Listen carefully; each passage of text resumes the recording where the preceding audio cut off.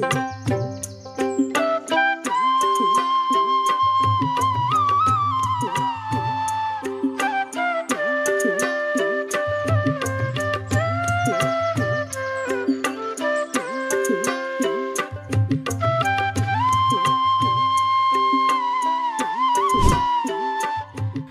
দর্শক শ্রোতা, আজকে আমরা চলে এসেছি শাওন ভাইয়ের লেবু বাগানে আবার। তো বিপুল পরিমাণে লেবু এখানে আছে। আমরা অলরেডি লেবু বাগানে চলে এসেছি এবং লেবু কিন্তু কেটে খাবো। তো শাওন ভাই কিন্তু লেবু কাটছে, সেই হলুদ মালটাটা যেটা আমাদের আগের বারে দিয়ে দিছিল, সাথে কেটে খাইয়ে বাসায় গিয়ে খাইছিলাম, বেশ মিষ্টি। তো আজকেও আমাদের জন্য লেবু পেড়েছে হলুদ মালটাটা, এই আর কি।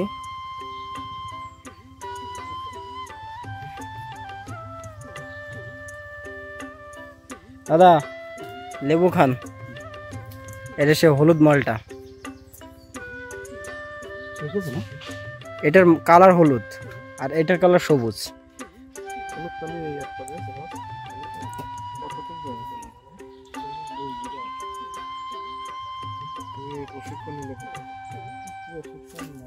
শখের জন্য বানাতে বানাতে বাগান হয়ে গেছে।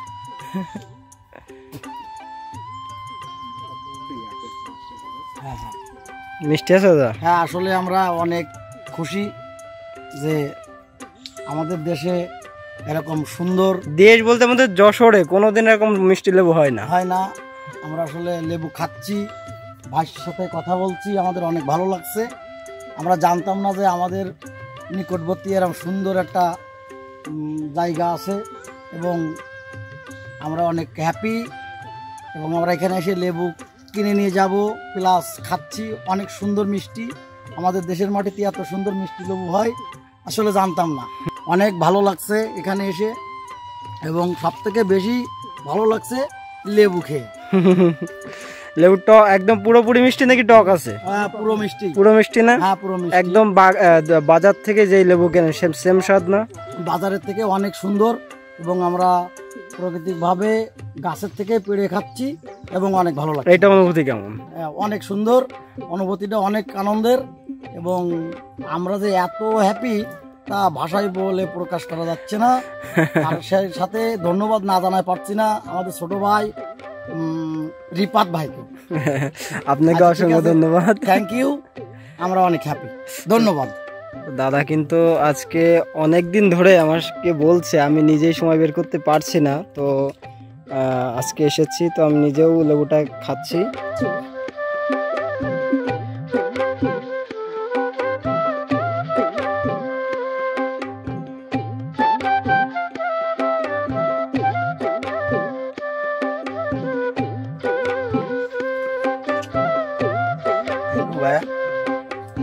ওইটাও নেন দাদা, ওইটাও নেন। অনেকটাই তো খেয়ে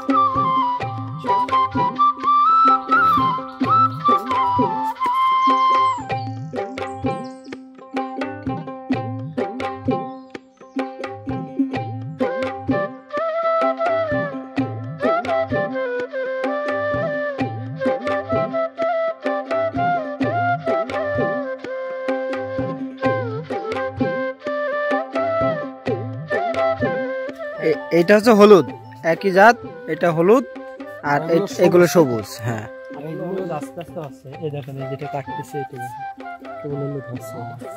এগুলো হলো চায়না, এই চায়না লেবু একদম অনেক সুন্দর।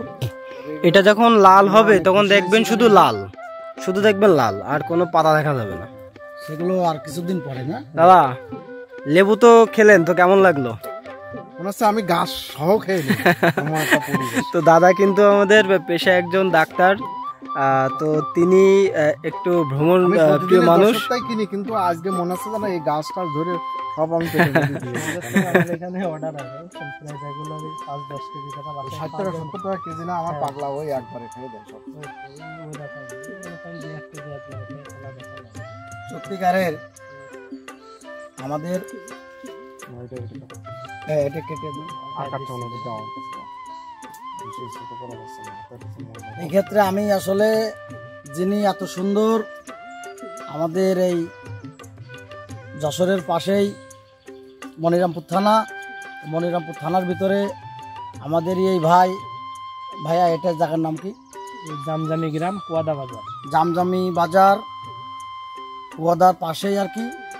তো সেখানে আমরা সেই কাঙ্ক্ষিত লেবু বাগানে আসছি।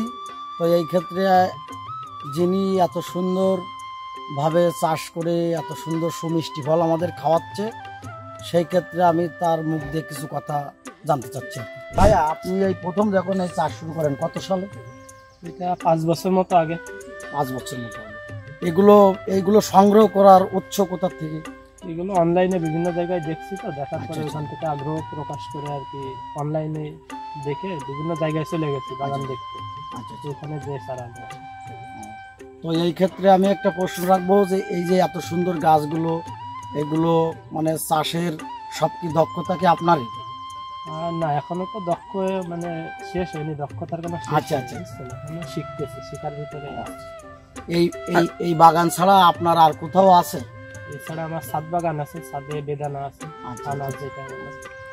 তো আসলে অনেক সুন্দর, অনেক ভালো লাগছে।